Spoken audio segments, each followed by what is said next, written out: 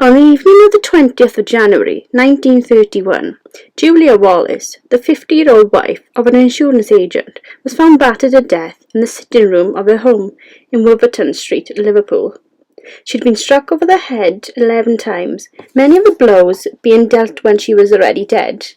All the walls, furniture and carpet of the room were drenched with her blood. An iron bar, which the couple had kept for cleaning the fireplace, was missing from their home, and it appeared that about £4 in cash had also been taken. The iron bar, which was never found, was almost certainly the murder weapon. Her husband, William Herbert Wallace, aged 52, informed the police that a telephone message had been left for him at his chess club the previous evening by an unknown man calling himself Qualtrough.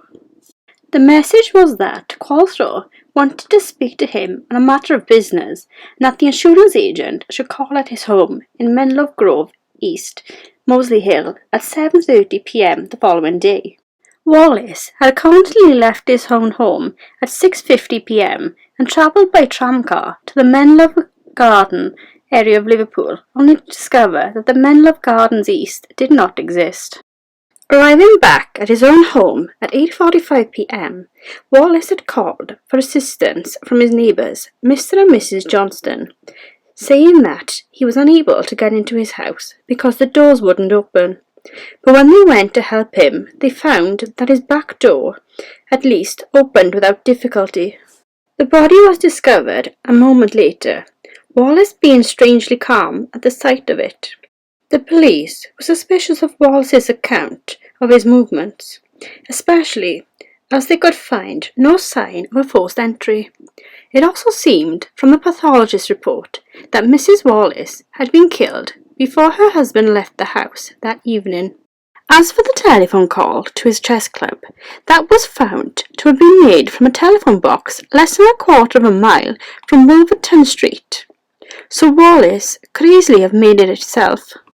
After continuing their investigation for 2 weeks, the police arrested Wallace and charged him with the crime. He was brought to the trial at St. George's Hall, Liverpool, on the 22nd of April, but the case proved not to be very strong, and the judge, in his summing up, suggested to the jury that it was insufficient to justify a conviction. Wallace had had no motive for killing his wife. They had been a devoted couple, leading conventional lives, and he had stood to gain nothing from her death.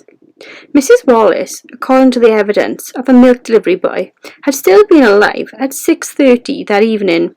Her husband had boarded a tramcar at Smithdown Junction, a 10-minute walk from the house, at 7:10. Later, when the murder was reported, no bloodstains had been found on any of his clothes except a mackintosh on which his dead wife's body had actually been laying. Yet, incredibly, the jury disregarded the judge's advice and returned a verdict of guilty.